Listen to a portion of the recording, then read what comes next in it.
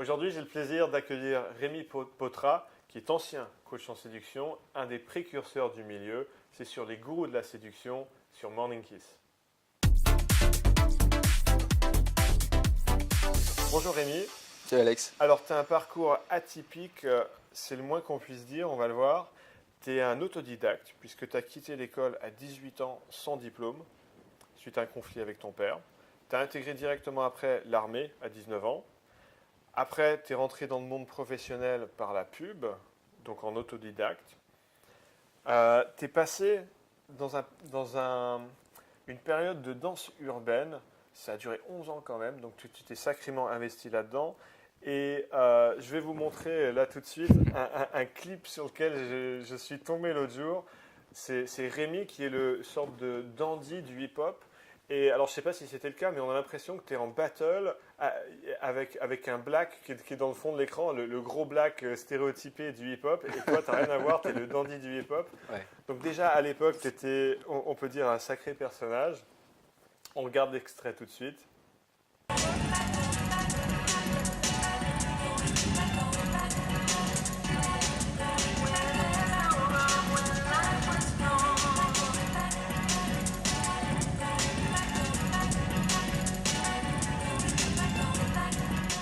Alors ouais, c'est rigolo, ce passage dans la danse urbaine.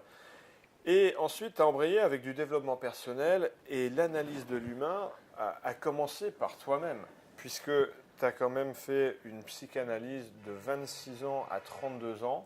Tu as passé 600 séances sur le divan, donc c'est quand même quelque chose. Tu as repris les études à 30 ans, le bac, licence audiovisuelle, qui t'a amené à travailler chez TF1, chez RTL2. C'est ça. Et simultanément, au même âge, à 30 ans, c'est là où tu découvres the Game, donc cette communauté de séduction, cet art de séduire, et tu te lances là-dedans. Et pas qu'à moitié, puisque tu y as consacré à peu près la majeure partie de ton temps libre, de 30 ans à 35 ans, essentiellement en drague de rue, un peu à la Alain Soral. Et d'ailleurs, on va boss. Une de tes inspirations. Et justement, dans ton parcours de développement personnel et de journalisme en parallèle, tu as eu l'occasion d'interviewer Alain Soral, tu as eu l'occasion d'interviewer Christophe Rocancourt, ces séducteurs fameux. Redoutable. Et voilà, tout ce cheminement t'a amené à te créer une forte identité. Ce que je disais tout à l'heure, tu es un sacré personnage. Effectivement, tu as une forte identité qui t'appartient. Et de 35 ans à 40 ans, tu as voulu transmettre ce que tu avais appris. Tu as fondé ta société de coaching en séduction qui s'appelait Becoming. Et voilà, tu as eu le sentiment d'avoir accompli le devoir quand tu as quitté cette aventure-là, quand tu as tourné la page pour aller vers de l'audiovisuel. Et aujourd'hui, tu es directeur d'une société de production audiovisuelle où tu es aussi journaliste. Ouais. Et d'ailleurs, c'est comme ça qu'on s'est connus, puisque tu avais eu l'initiative de ce reportage séduction et célibat. À l'ère du numérique. Et tu avais pensé à moi à me faire intervenir dans cette émission. C'est comme ça qu'on s'était connus. Et j'ai trouvé ça pertinent de te faire venir aujourd'hui pour partager tes insights sur la séduction, puisque tu as quand même un sacré bagage là-dedans. Peut-être on peut commencer à revenir quelques années en arrière sur l'aventure de Becoming, donc ton agence de coaching en séduction. Qu'est-ce qui t'a amené à monter ça? Est-ce qu'il y a des différences entre la séduction à l'époque et aujourd'hui? Raconte-moi. Moi, mon parcours, tu l'as bien décrit. J'étais quelqu'un d'assez timide, qui était complètement invisible aux yeux des femmes jusqu'à 30 ans. Donc j'ai voulu un jour me mettre un coup de pied aux fesses quand j'avais 29 ans parce que j'avais le sentiment… On ne devinerait pas. Hein. Moi qui t'ai connu que récemment, je découvre là que tu étais un ancien timide. J'étais un ancien timide. D'ailleurs, on en parlait tout à l'heure, je dis que la timidité, on ne la tue pas, on ne la détruit pas, on la garde. On l'accepte, on vit avec. Donc c'est important d'avoir… On arrive à agir malgré cette timidité. Oui, voilà, on va au-delà, mais on la garde, mais on accepte. Ça c'est aussi important, c'est pas une maison qu'on détruit, ça reste des paramètres très psychiques, énergétiques, donc on les garde. Absolument. C'est vachement important de le dire parce que certaines personnes pourraient culpabiliser de ressentir encore cette timidité. Or, moi qui suis aujourd'hui coach en séduction, j'ai régulièrement, quand je vais dans une soirée, au début, quand j'arrive, je suis un peu froid, Oui. je ressens cette Bien sûr. anxiété sociale Bien sûr. avant d'aller parler à des filles, Bien sûr. et ça s'en va pas. Simplement, on apprend à agir malgré. Bien sûr. Donc moi, mon parcours, c'est ça. Donc c'est quelqu'un qui était assez timide. Et j'avais le sentiment que j'avais un savoir intérieur que je ne comprenais pas. Un savoir qui me parlait. Le savoir, c'était l'invitation finalement à la découverte de soi, à la connaissance de soi, au développement personnel. Donc c'est comme ça que je me suis dit, il y a quelque chose à faire. Je pense qu'on peut progresser sur soi, on peut travailler sur soi. Et c'est comme ça que j'ai tapé un jour sur Google séduction et j'ai découvert, je sais pas le poteau rose, mais j'ai découvert qu'il y avait Ouais. un univers qui depuis des années me hantait inconsciemment. Ouais. Et en tapant ce mot, j'ai matérialisé finalement ce qui allait devenir après ma vie finalement, donc la connaissance de soi et notamment la connaissance de la séduction, parce que j'étais aussi très intéressé, attiré par les femmes, mais je ne savais pas tellement comment faire, parce qu'il y a un langage, il y a des codes, des comportements, des attitudes à avoir. Ouais. Donc j'ai beaucoup travaillé, comme beaucoup de tes élèves et comme beaucoup de gens, sur Internet, en lisant beaucoup d'ouvrages, de beaucoup de livres, et j'ai consacré 5 ans de ma vie à l'application, c'est-à-dire à la drague de rue, inspiré beaucoup par Alain Soral dans ses ouvrages. Ça, c'est donc de 30 ans à 35 ans 30 à 35 ans. quand tu apprenais. Voilà. Également pas mal de soirées, mais moi j'étais plutôt culture urbaine. Comme j'étais en plus avant danseur hip-hop, Ah ouais, j'ai trouvé qu'il y avait aussi un vase communicant entre la danse hip-hop, les cultures urbaines, et la drague urbaine, quoi. Donc j'ai trouvé ça tout à fait logique, du jour au lendemain, de fermer mon bouquin, et je me dis, maintenant on y va. Et je suis descendu sur un trottoir et j'ai commencé. C'était comment au début? C'était dur, j'imagine? Très dur, parce qu'au début, il y a des réglages à faire, un peu comme un moteur, hein. Ça déconne, quoi. Ça va pas, ça sort difficilement, on se met à rougir, on baisse la tête, on sort les mauvaises phrases, on ne sait pas quoi dire. Donc il faut du temps pour que le moteur monte en combustion, monte en chauffe, et prenne de la température et devienne de plus en plus crédible, parce que c'est ça finalement. Ce qu'il faut, c'est être crédible. Et ce mot crédible, c'est pas facile, ça demande beaucoup de travail. Donc ça a été plusieurs mois de galère, de répétition, de scénarisation presque, parce qu'on est après presque des acteurs presque, un peu ça. Donc voilà, moi après j'ai énormément pratiqué donc, en drague de rue, un peu partout, à Saint-Michel, à Paris, dans les halles, à Hôtel de Ville, un peu partout. J'imagine, Rémi, qu'aujourd'hui, alors je crois que tu es en couple. Oui. Donc c'est pas forcément pertinent, j'imagine que tu vas plus trop dans la rue draguer. Mais Non. si tu allais dans la rue draguer, tu aurais pu aujourd'hui cette impression d'être un acteur, de jouer un rôle. J'imagine que c'est quelque chose que tu as intériorisé. Oui, j'ai intériorisé. Maintenant, c'est devenu très naturel. Et le fait de s'être réconcilié, entre guillemets, avec les femmes, en définitive, c'est plus quelque chose qui me fait peur. Vous savez, les femmes sont un peu des tigres en papier. J'ai bien aimé cette expression. Et c'est un peu ça, c'est vrai. Ouais. Même s'il y a toujours un peu d'appréhension, parce qu'on sait très bien d'où on vient et qui on a été. Il ne faut pas oublier ça. Donc, on regarde toujours. Comme tu dis, ça s'en va jamais complètement. Non, jamais. Il y aura toujours un petit peu des retours en arrière, des flashbacks toujours. Mais non, aujourd'hui, mes relations sociables sont très bonnes et faciles et beaucoup plus fluides. Maintenant que c'est des trucs que tu as intériorisés et maintenant que tu en as une certaine expérience, qu'est-ce que tu dirais au Rémi qui avait 30 ans?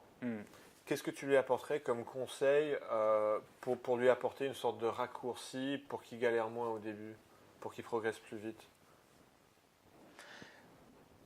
Moi déjà, j'ai pas de regrets par rapport à ce que j'ai vécu. Ça a été mon trajectoire de vie. Je n'aimerais pas changer ce que j'ai vécu parce que ça fait partie de mon existence. Et je pense que si peut-être que je n'avais pas fait ça, je ne serais pas aujourd'hui ici à parler. C'est une sorte de passage initiatique nécessaire. Oui, je pense que j'aurais peut-être, je me serais peut-être dit, fais-toi un peu plus confiance. Donne-toi un peu plus le pouvoir de te dire que c'est possible de le faire.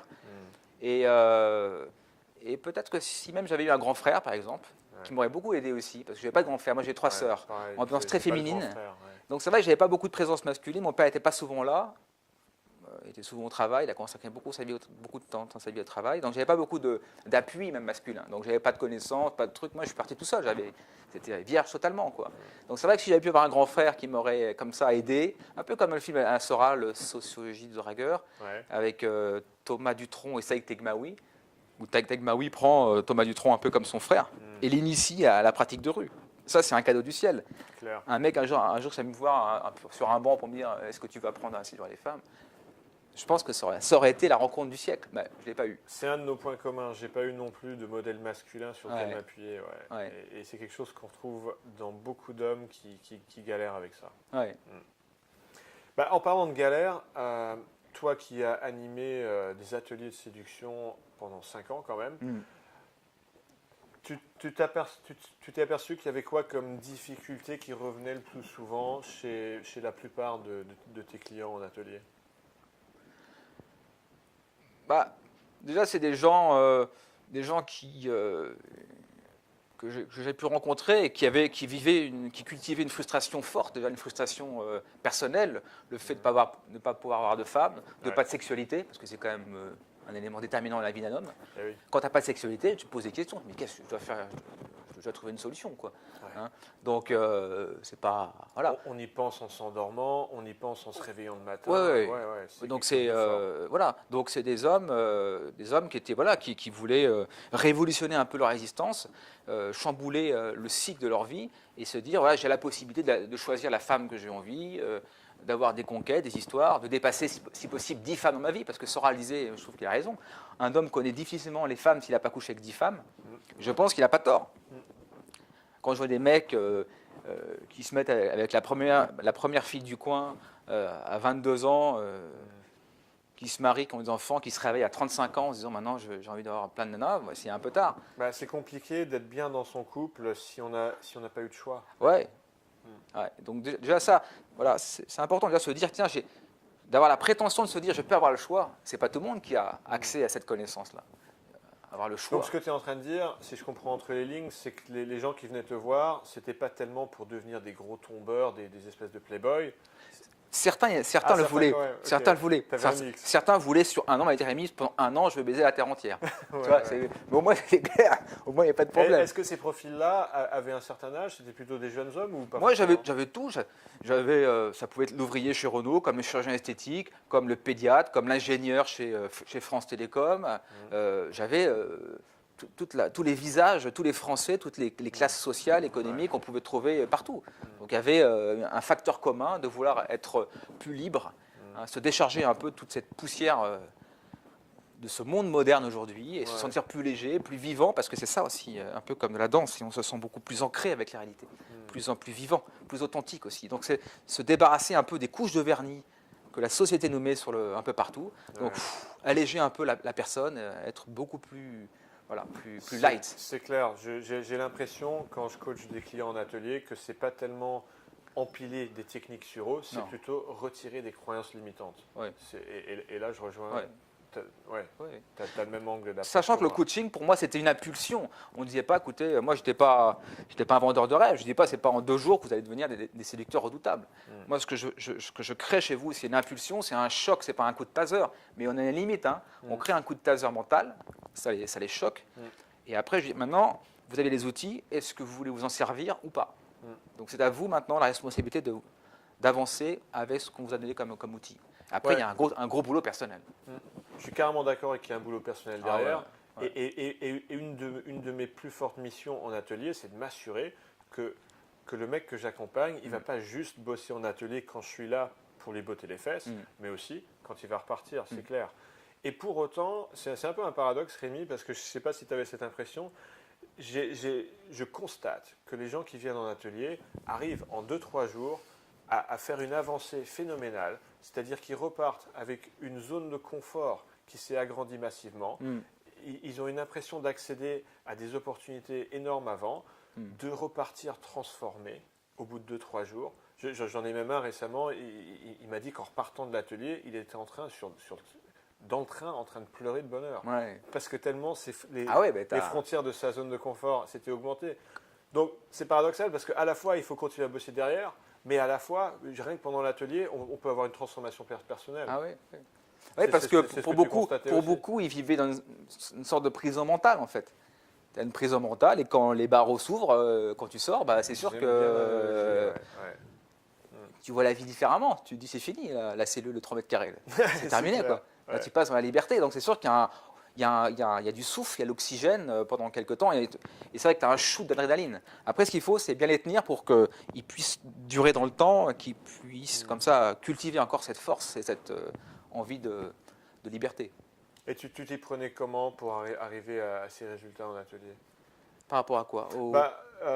Les techniques pédagogiques que tu employais avec tes élèves pour arriver à leur faire Déjà, se je pense que transformer. les gens venaient à moi parce qu'ils se reconnaissaient un peu en moi et dans mes valeurs. Moi, je cultivais beaucoup Ouais. déjà la passion du métier, la bienveillance.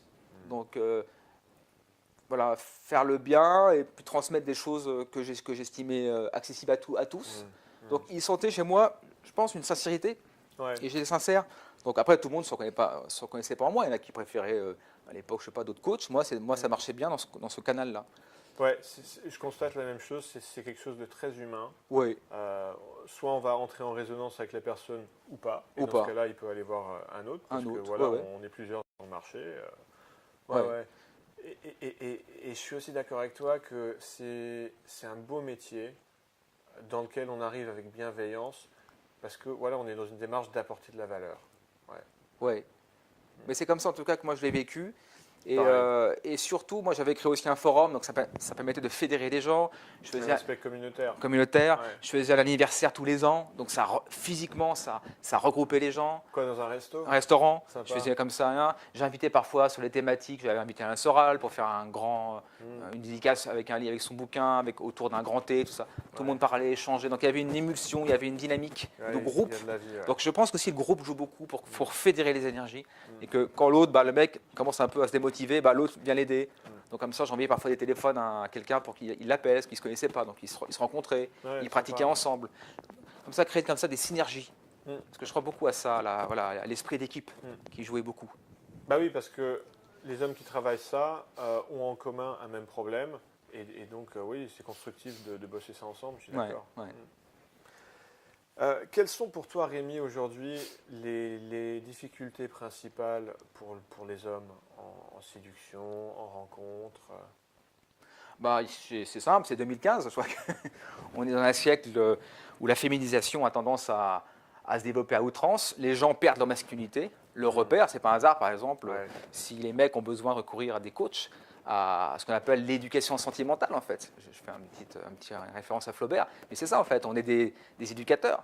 Ouais. Pas sportifs, mais éducateurs du verbe, donc de l'art et la manière de séduire. C'est vrai que c'est quand même fou quand on y pense, qu'il y ait besoin qu'il y ait des gens comme nous, qui soient coachs en séduction, pour une fonction qui, après tout, est complètement naturelle. Ouais. Quoi de plus naturel pour un homme ou pour une femme de coucher avec quelqu'un du sexe opposé, de cultiver une relation derrière. Et effectivement, ça veut quand même dire quelque chose sur notre époque. Il y a un truc qui tourne pas rond. Ouais. Tu touchais sur le féminisme. Pour ma part, je suis très favorable à beaucoup d'aspects du féminisme. L'égalité des opportunités pour les hommes et les femmes. Et pour autant, effectivement, je constate parfois des débordements. Moi, je disais souvent avant un appel, quand j'étais coach, je disais comme ça, un atelier, ça s'appelait Succès, c'était Succès, 3 heures. Je disais aux mecs timides, mais sachez que les femmes ont autant besoin de sexualité que vous, les hommes. Si c'était plus. Là, c'était le choc. Comment une femme a besoin de sexualité? C'est ça. Déjà, c'était le choc.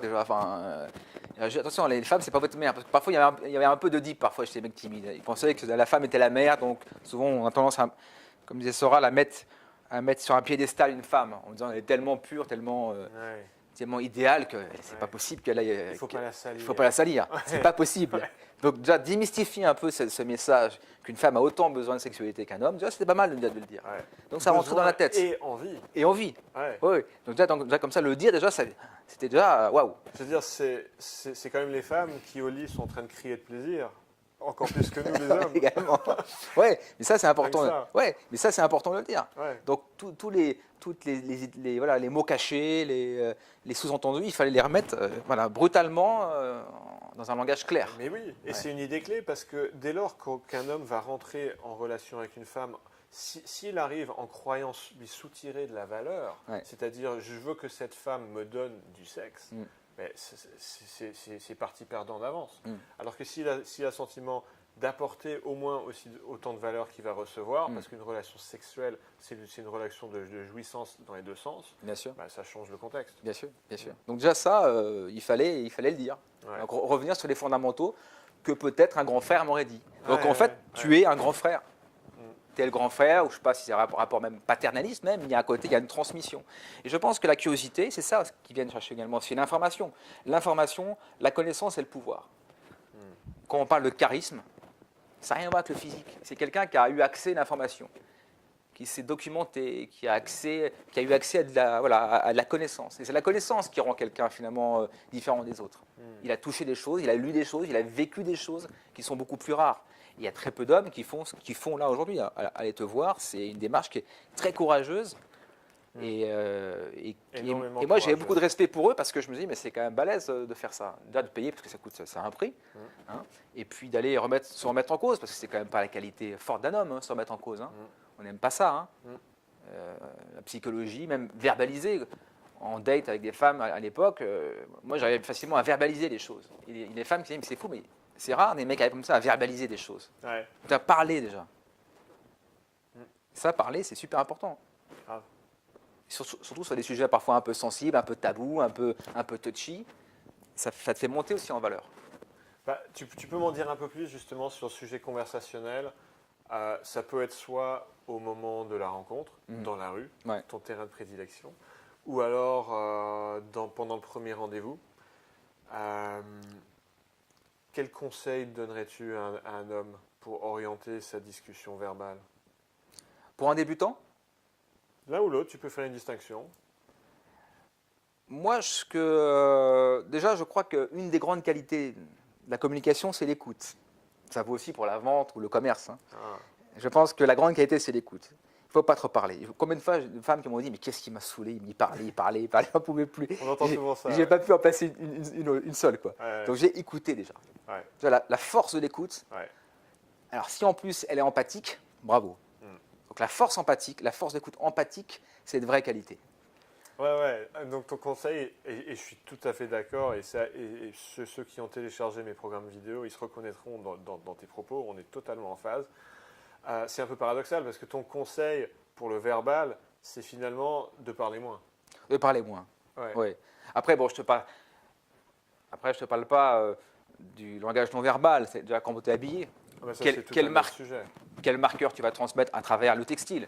Quelle matière, quelle couleur, comment tu es sapé? Déjà, toute la science de l'invisible, elle parle pour toi. Hein. Donc ça, c'est important. Comment après, tu regardes dans les yeux ou pas, comment tu te bouges tes bras, tes épaules, ce que tu veux. Mais tout le côté non-verbal, c'est important. Mais le côté conversationnel, c'était beaucoup l'écoute. Après, il y a toujours pour moi, il y a toujours les codes du fun, du playful, toujours démystifier. Pas de parler de choses un peu graves aux prises de tête. Comme vous disiez, la religion, la politique, des choses comme ça, des choses qui sont terribles, qui tu te tuent. Mais toujours rester dans le léger, dans le fun, dans le détendu. Voilà. C'est clair. Voilà. Mais je crois qu'une des grandes qualités, c'est ça, c'est beaucoup écouter. On est 100% d'accord. Et il y avait aussi, comme je disais à mes élèves, en date, le but, c'est quand même aussi d'agir. L'élève qui me disait, c'est bizarre, mais elle m'emmenait dans 6 bars. Mais je ne sais pas ce qu'elle voulait. Je dis, bah, écoute, si elle veut passer du temps avec toi depuis 3 à 4 heures, c'est qu'elle attend quelque chose. Et les mecs ont peur d'agir. Ils disent, je vais prendre un râteau, je vais être ridicule, mais pas du tout. Donc, tu es orienté avec une intention. Avec une intention. Parce que c'est facile d'aller à un date et se dire, on verra bien, ou si ça ne me plaît pas, je partirai. C'est très facile, ça. Il faut toujours se dire, je vais essayer d'agir, je vais essayer que ça réussisse, que concrètement je puisse t'embrasser, voire coucher avec elle le soir même s'il faut, peut-être, on verra. Là on est en train de parler d'une intention sexuée, soyons bien clairs de nommer les choses, Donc, on ne fait pas ami-ami. Donc partir avec un objectif, essayer en tout cas de l'atteindre, et partir sur cette trame-là. Et ça conditionne aussi une atmosphère et une psyché. Toujours à partir avec un objectif si possible. Cette intention forte, une intention masculine. Et ça rejoint un peu ce qu'on disait tout à l'heure quand on parlait brièvement du féminisme, c'est-à-dire que beaucoup d'hommes, moi le premier, je l'ai eu, cette fausse croyance, ont la fausse croyance que faut passer sous le radar, faut pas se faire griller, faut pas que la femme sente notre sexualisation, notre intention masculine, alors que c'est tout l'inverse. Oui, parce que c'est une culture judéo-chrétienne où, en France, tout ce qui est lié à la sexualité, c'est sale. Si tu es un peu heureux, entre guillemets, il y a un problème. Tu es heureux, c'est pas possible. C'est pas la culture française. Il faut pas être heureux. Si tu es un peu trop souriant, tout ça, c'est la culture judéo-chrétienne qui a tendance à inhiber toute cette toute cette, voilà, tout ce qu'on est finalement, des hommes avec des désirs, avec des envies, voilà. Donc il faut au contraire les exprimer. Et je voulais rebondir sur l'idée que tu soulignais, que quand tu parlais de l'exemple du mec qui va peut-être manquer d'intention, qui va se faire trimballer de bar en bar. Ouais. J'ai beaucoup d'empathie pour cet homme-là, parce que j'ai eu ce souci-là. Et je crois que je comprends, tu me diras si tu partages mon analyse, que c'est très facile de tomber dans ce travers, parce que pendant que l'interaction se passe bien, et que voilà, on est en train de discuter en rendez-vous, on peut se dire, ben ouais, mais si je vais plus loin, si je tente quelque chose, ça risque de tout mettre par terre. Et voilà, donc j'ai pas envie de prendre de risques. J'ai envie de repartir avec ces bonnes émotions que j'ai en moi. Le rendez-vous se passe bien. Alors que voilà, si je tente de l'embrasser, après je vais peut-être prendre un râteau, je vais repartir avec des mauvaises émotions. Donc voilà, prenons pas de risques. C'est pour ça que souvent je disais à des mecs, ils me disent mais alors qu'est-ce que je fais pour l'embrasser? J'écoute, pour être avoir un peu moins peur, tente déjà de lui prendre la main. Prends-le la main. Ouais. C'est bien parce que tu as des mecs qui pensent qu'il faut tout de suite sauter sur la nana et l'embrasser. Non, tu peux prendre la main, tâter le terrain en douceur. C'est ça. Comme ça, tu verras ce qui se passe. Si tu lui prends la main et qu'elle est OK, il y a des chances que ça se passe bien. Donc, sois rassuré, commence par ça. Et ça, juste ça, on va dire, ah bah merci parce que c'est vrai que je n'y avais pas pensé. Juste ça, c'était un moyen un peu doux, déjà d'être plus confiant. C'est ça. Et ça les rassurait. Donc, il y avait aussi, la séduction, c'est aussi un peu de technique. Ce n'est pas un livre écrit à l'avance, mais il y a quand même quelques gestes incontournables à appliquer. Oui, et ce dont tu parles, cette sorte d'escalade progressive qui est physique, je la décompose avec mes élèves en plusieurs étapes. C'est-à-dire ça va commencer avec un toucher assez incidentel sur le bras, le genre de toucher qu'on pourrait avoir même entre potes, si on est un peu tactile. Et progressivement, ça va devenir de moins en moins incidentel, de plus en plus délibéré. Mais à chaque fois, un petit pas progressif qui fera qu'à aucun moment, il y aura un gros saut qui pourrait être objectionnable pour la fille ou la femme. Et du coup, voilà, ça se passe en douceur et il n'y aura jamais un gros râteau, un gros rejet. Non, bien sûr. Alors que si tout d'un coup, on va pour l'embrasser hors de nulle part et qu'on n'a jamais rien fait avant, ça fait un énorme saut brutal et on s'expose effectivement à un rejet qui soit en proportion également aussi brutal. Ouais. Oui, on a tout à fait les mêmes croyances. Et surtout, je disais à mes anciens élèves, surtout, si vous pouvez avoir des dates comme ça en latéral, c'est bien, parce que comme ça, les espaces sont beaucoup plus proches. Moi, j'ai vu des clients, des élèves qui font des dates avec des tables qui faisaient 3 mètres de loin. Alors, ils parlaient presque avec le micro. Quoi. Donc, qu'est-ce que tu veux sexualiser, toucher quelqu'un? Tu ne peux pas faire ça. Je dis tout à fait la même chose. Quand on est dans un café en face à face, le problème, c'est que ça fait un peu mode interview, ça fait un peu mode conflictuel, c'est-à-dire je suis contre toi, c'est un face-à-face, tu vois. Alors que si on est sympathiquement... tu as des espaces de tir, entre guillemets. La facilité que j'ai à te toucher, là, c'est facile. C'est-à-dire on a aussi le même paysage devant nous, donc on peut avoir les mêmes sujets de discussion parce qu'on voit les mêmes choses devant nous. Tout à fait. En plus, mais ça, il fallait penser parce que... En plus, c'est quelque chose qui n'est pas vraiment attendu socialement, donc ça montre qu'on sait sortir d'un moule social, ça montre une forme de prise d'initiative, parce que voilà, on va dire en arrivant au café, tiens, non, on va pas se mettre en face à face, tiens, on va prendre la chaise, on va se mettre tous les deux de ce côté-là. Je suis carrément d'accord. C'est des petites choses, mais c'est de l'or, en fait, ça change tout.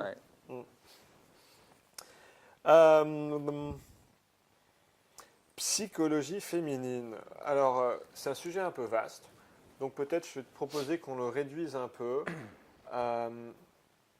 Quelles seraient pour toi une ou certaines idées reçues que peuvent avoir des hommes sur la psychologie féminine?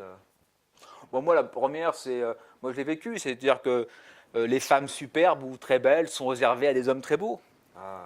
Ça, c'est un grand classique. Celle-ci, alors je dis pas que avoir un physique, comme tu dis souvent, un physique avantageux, ça joue pas. Forcément, ça joue un peu. C'est une qualité, mais elle est pas fondamentale. Donc ça, effectivement, le coût de la beauté, c'est un truc qui revenait souvent chez mes élèves. Elle est trop belle pour moi, quoi. Alors qu'à ce moment-là, il fallait dire non. Une femme ne raisonne pas de la même manière que toi. Elle est plutôt là pour apprécier plutôt ta personnalité. Ouais, c'est-à-dire, cette femme qui est très belle, d'après toi, elle cherche quoi? Ça va être quoi les facteurs qui vont lui donner viscéralement envie? Moi, par exemple, j'ai fait un gros travail même sur moi-même, même plastique, physique, pour m'améliorer physiquement. Parce que je voulais. Souvent on dit, mais je vois des vidéos, je ne suis pas beau, comment faire pour séduire? Moi j'ai dit, bah, deviens-le. Parce que c'est pas. Il ne faut pas croire que le physique est figé. Tu parles de relooking ou tu parles d'autre chose là? Ça peut être autre chose. Ça peut être le looking, ça peut être aussi la qualité de la peau. Souvent, quelqu'un, on dit, mais comment être beau? Bah, par exemple, avoir une belle peau. C'est con à dire, mais ça peut jouer dans l'imaginaire. Avoir des dents correctement lavées, blanches, ça peut être pas mal aussi. Avoir une coupe adaptée à soi. C'est des petits signes comme ça qui fait que visuellement, ça impacte les gens. Et donc moi, en tout cas, moi, je voulais effectivement travailler également sur ce côté visuel, physique. Voilà. Mais moi, par exemple, quand je suis sorti un jour avec une femme qui était super, qui était un mannequin de chez Elite, j'étais en pleine découverte du game et elle m'a dit, moi, ce que j'aime bien, c'est ton côté un peu foufou artistique, par exemple. Ouais. J'ai un côté un peu créatif. Elle adorait ce type de mec. Bah, c'est vrai que tu es un mec qui a une forte personnalité visuelle. Je veux dire, tu as un look qui est bien à toi, qui est... Mais je l'ai bossé. Hein. Oui, c'est un look qui est assez étudié. J'imagine que Ah tu ouais. t'habillais pas comme ça quand tu avais 18 ans. Non. Ouais. Ah non. Ah non. Mm. C'est pour ça que je pense que... Et ça communique, c'est un peu ta carte de visite non verbale, Oui. ta carte de visite visuelle. Oui. Ça communique d'entrée de jeu des informations sur qui tu es. Ouais.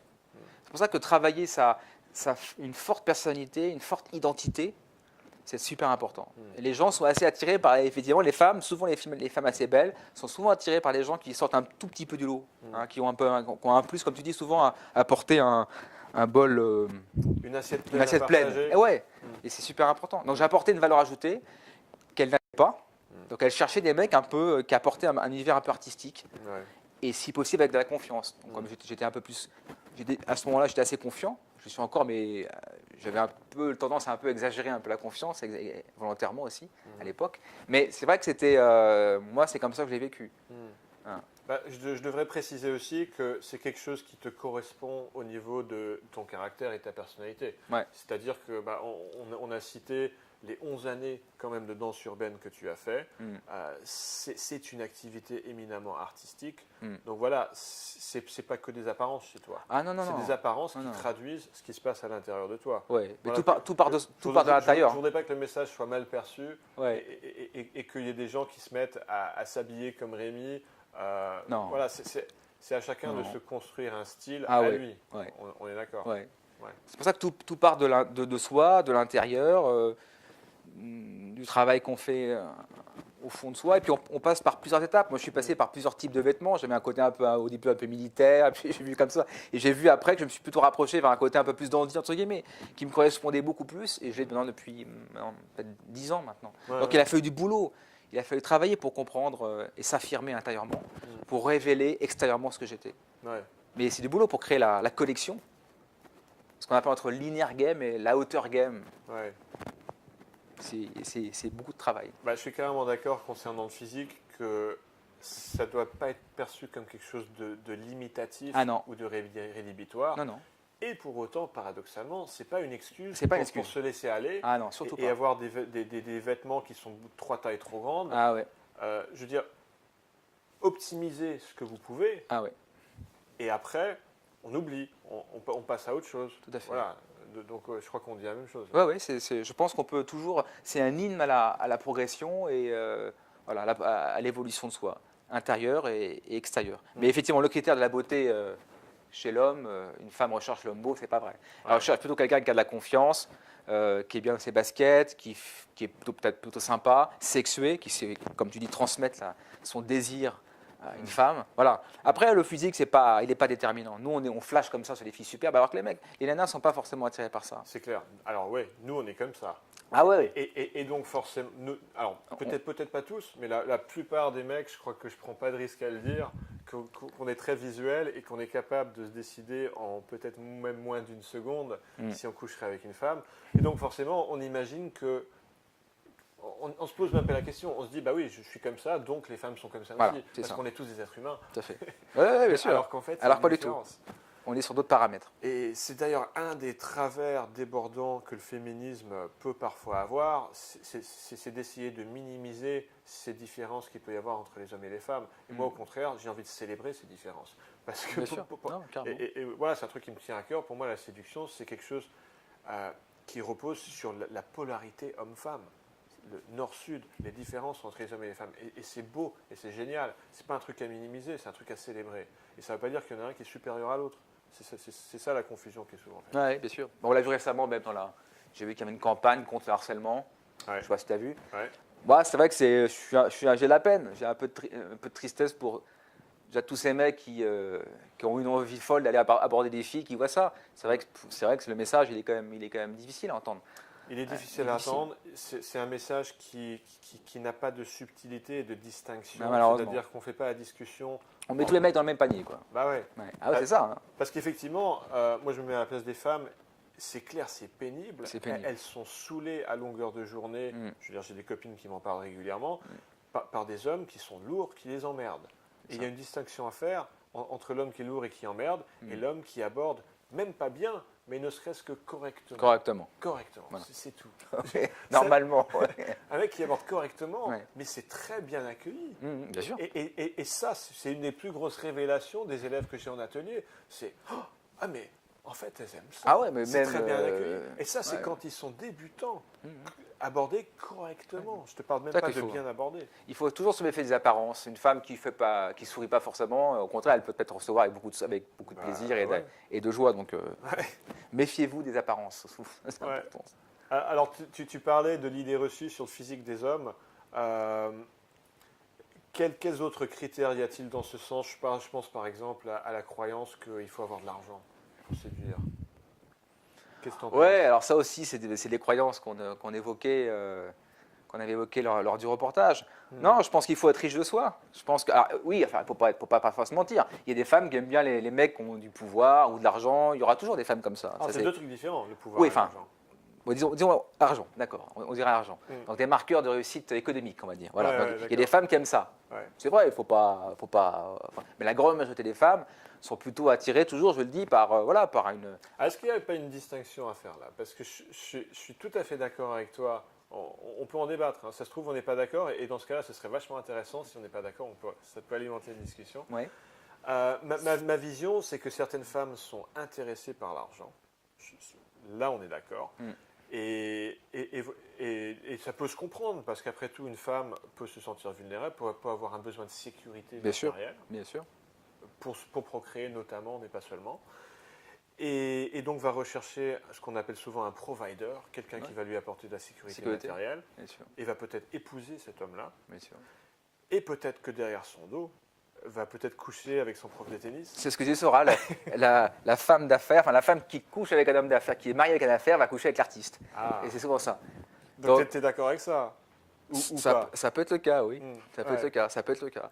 Mais c'est-à-dire que la distinction que je fais, c'est une chose d'être intéressé par l'argent, c'est une autre chose d'être viscéralement attiré par l'argent. C'est-à-dire que je ne suis pas convaincu qu'une femme aura viscéralement envie de se faire prendre sexuellement par un homme juste parce qu'il a un compte en banque bien garni. Non. Ou alors elle se voit peut-être sur 10 ans, 15 ans avec lui, je ne sais pas comment après. Oui, mais ça, c'est pas une question de trip. Oui. C'est pas ouais, j'ai envie de me faire fucker par cet homme. Non. Non, mais c'est sûr que c'est pas ça qui va amener. En fait, on est d'accord. Oui, c'est pas ça qui va amener le message de séduction, d'attraction. On reste toujours au contraire, sur la personnalité, sur le bagou.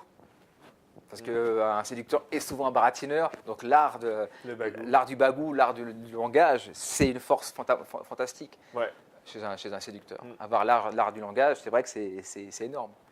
Donc, et pour autant, je ne voudrais pas que les gens qui ont peu de bagou soient découragés, parce que je ne sais pas si tu as déjà vu mes vidéos, mais moi typiquement j'ai peu de bagou, j'ai pas beaucoup de répartie, j'ai une séduction qui est peu spectaculaire, et voilà, ça marche quand même. Oui.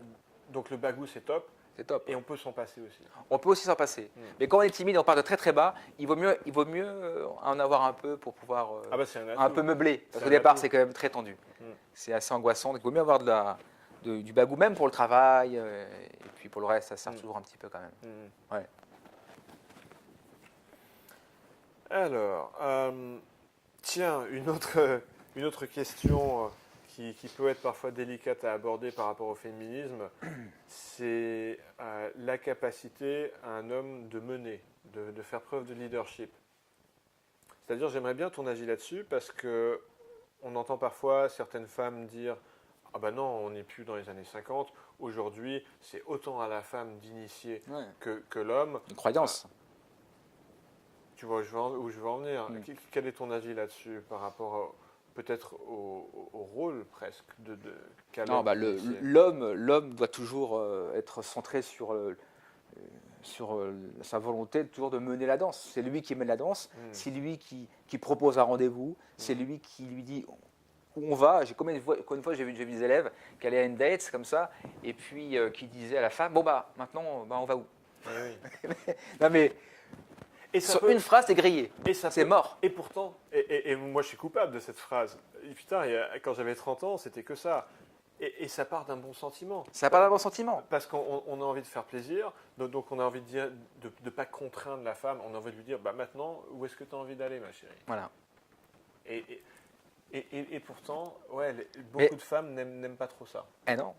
Donc l'homme est vraiment force de proposition. Donc toujours initier le mouvement, être force de mouvement. Donc je te propose entre celui-ci et celui-ci, lequel te plaît. Ouais, voilà. Ça peut être sympa aussi comme ça de proposer. J'aime bien cette distinction parce que Voilà. voilà, c'est pas forcer pas la imposer, femme, c'est pas non. forcer la femme, Non, non. c'est être force de proposition. Force de Pas proposition. pareil. C'est pas pareil. Donc toujours avoir Ouais. pas un leadership, mais un peu ça, c'est toujours initier, proposer, Oui. suggérer. Et pour autant, si on a en face de nous une femme qui, elle, va faire des propositions, bah, tant mieux. Bien Je sûr. veux dire, on n'est Tant pas, mieux, bah, c'est on- super. Moi, on n'est pas dans. je suis d'accord, il n'y a pas de problème. Ce serait même beaucoup mieux Ouais, que ouais. plus de femmes initient, que plus de Ouais. femmes fassent des propositions. Tout à fait. D'ailleurs, c'est le cas dans certains pays. J'ai vécu un peu aux États-Unis. Je me faisais régulièrement aborder dans la rue, dans des soirées, dans des bars. Il suffisait, c'était hallucinant, Rémi. Il suffisait que je sorte dans un bar, que je me plante au milieu et que j'attende. Et des femmes venaient vers moi. Ouais. Et ça, quelque part, Comme à Londres. c'est le modèle que prônent les féministes. Et moi, je trouve ça top. Mais ce serait bien que ces féministes-là, en France, plutôt que juste le dire, Ouais. qu'elles le fassent. La face, ouais. Moi, j'ai des doutes. Mais bon, la culture latine, elle n'est pas encore. Parce que moi, je ne sais pas toi, mais moi, je me suis fait aborder en France 0 fois. Ouais. Mais pas une fois dans la rue, même dans un bar, alors que c'est fait pour sociabiliser, pas une fois. Ouais. Donc oui, qu'elle le fasse. Super. Bien sûr. Mais je ne sais pas si elles le feront. On n'est pas en Angleterre, on n'est pas en Norvège, on n'est pas en Danemark, où les femmes ont quand même Ouais. ont le sens de l'approche. Peut-être que demain, on sera. Peut-être. C'est- Ce serait génial, franchement, moi je suis d'accord. Aucun Bah ouais, problème. Je suis on- open, hein, je suis aucun problème. On est Mais bon, d'accord. pour ça, je vois que l'homme doit toujours garder voilà, cette idée que c'est lui qui manage la date, c'est lui qui propose, toujours. Voilà, c'est important d'avoir cette culture en soi. Oui. Ouais. Et cette distinction de proposer Voilà. et de ne pas imposer. Non, pas imposer, Ouais. voilà, suggérer. Voilà. Parce que ça peut être vite mal compris. Tout à fait, ouais, je suis d'accord. Ok. Je voulais arriver sur un terrain un peu plus chaud, on va dire, dans la chambre à coucher, au lit. Toi, Rémi, tu as un certain âge, tu as quoi? Tu as 43. Oui, tu as 43 ans. Donc, on peut dire que tu es un homme d'expérience, en particulier sexuellement. Quel serait le conseil que Rémi, à 43 ans, donnerait au petit Rémi de 20 ans ou 25 ans qui en était à ses premières expériences sexuelles? Alors, autant j'étais timide, autant moi, je me rappelle de ma première histoire avec une femme, j'avais 19 ans. Ouais. Et la femme, c'est marrant parce que c'était une fleuriste qui était près de Vernon, en Normandie. Ouais. Et elle me. J'avais comme ça des copains, je vais voir, elle s'appelait Véronique ou Michel, je ne sais plus, bon, bref, je sais plus son prénom. Et donc j'allais la voir à Vernon. Et quand les choses se sont passées, quand j'ai fait l'amour avec elle, elle a appelé mes potes et elle me dit ah, Rami, c'est bon, il a de l'expérience, ça se voit. Quoi. Ah ouais. Alors que c'était ma première fois. Ah tiens. Donc autant j'étais quelqu'un de très timide dans le langage, Ah. maladroit dans les démarches, dans l'approche, autant sexuellement, je n'avais pas de complexe. Ah ouais. J'avais pas de complexe. Alors peut-être parce que j'avais aussi une culture sportive. Ouais, comment ça se fait? Parce que je sais pas, j'avais une culture du contact, une culture du toucher, d'empathie. Donc j'avais déjà un côté très ancré en moi. Donc j'avais pas eu besoin de dévorer des bouquins ou des PDF ou tout ça. À l'époque, ça n'existait pas. Mais des DVD pour comment on fait pour tu vois, bon. Hein, après, on se bonifie. Mais très rapidement. Ou t'as pas eu le travers, par exemple, de regarder des films X et de vouloir forcément performer au lit et de reproduire? Pas performer, non. Et puis je me suis dit, less is more. Ce qui est simple est bien au départ. Il ne faut pas trop en faire. C'est comme quand tu embrasses une femme la première fois, il ne faut pas commencer à lui rouler un patin. façon Hollywood avec les caméras partout. Fais un truc très simple, te casse pas le cul, fais pas un truc qui déborde. Fais un truc très simple, laisse il se mord. Donc au début, je commençais à y aller tout simplement, sans trop en faire, voilà, sans de spectacle. Hein. Ah ouais. Voilà. Moi, je faisais ça. Ok. Moi, c'était comme ça que j'ai fonctionné en tout cas la première fois. Donc tu es à peu près pareil aujourd'hui, intimement avec une femme, tu es un peu Moi, j'ai pareil qu'à tes 20 ans. J'ai jamais eu de problème. Jamais eu de problème. Ouais. Bah, je sais pas. En tout cas, ça a toujours été ancré en moi. J'ai jamais eu de problème de pudeur. Moi, je fais du foot à 6-7 ans. Quand tu es à poil, Ah ouais. quand t'es à poil avec, Ouais. avec 20 mecs dans les douches, c'est-à-dire que bon, t'apprends déjà à connaître ton corps, à voir l'autre. Toi, tu as une culture du corps qui se développe beaucoup plus.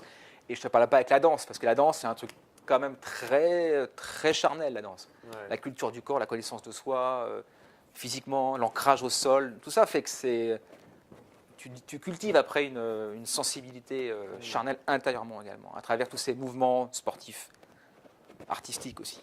Voilà. Ouais. Voilà. Alors j'aimerais creuser ce conseil less is more parce que j'imagine comme il pourrait être mal interprété, c'est-à-dire du coup les mecs ils vont se mettre à faire l'étoile de mer, à rien faire, parce que moi j'en fais mieux c'est less is more. Est-ce que tu peux préciser un peu ta pensée Par exemple, par il y a rapport beaucoup de jeunes, il y a beaucoup de filles qui m'ont dit mais ce mec il se croyait dans un film porno quoi. à ça? Eh oui. Tu vois, je prends un exemple clé. Il ne faut pas trop en faire. Il faut prendre plaisir, il faut être, faire l'amour avec la femme avec beaucoup de respect parce que c'est super important. C'est pas une nana une nana de YouTube, hein, donc c'est une nana que tu dois respecter. Le respect, c'est super important. Ouais. Hein. Et puis le partage. Comme il y en a qui m'ont dit, mais ce mec, quand j'ai couché avec lui, il se regardait presque, quoi. Il n'était pas avec moi. Ouais. Donc le partage également, être avec l'autre. Donc se donner de soi à l'autre. Donc Oui. le partage, c'est Le partage, ça passe pas mal au lit par le eye contact. Également. C'est-à-dire, voilà, on est dans une relation intime, je suis en train de te regarder dans les yeux, on partage des émotions fortes. Bien sûr, ouais. bien sûr. Oui. Donc moi je crois que déjà, le partage, ça, c'est super important. Moi c'est comme ça que je le voyais. Respecter aussi la personne. Oui, alors cette notion de respect, elle est importante parce que je voudrais pas que ça soit mal interprété comme voulant dire, tu sais, c'est ce qu'on disait tout à l'heure sur pas salir la femme. C'est-à-dire, c'est parfaitement respectueux de soulever une femme, de la poser sur une table et de la prendre. Carrément, bien sûr, il n'y a pas de Attention, problème. hein, Il n'y a pas de problème. Faut pas croire que... Ouais. Évidemment, je sais que tu es d'accord avec moi, mais je voulais éviter ce travers qui consiste à croire que respecter une femme, c'est pas la toucher. Non, mais ouais, ok. Parce que moi, j'ai vu des mecs qui insultaient des nanas comme ça la première fois, par exemple. Bon. Ouais.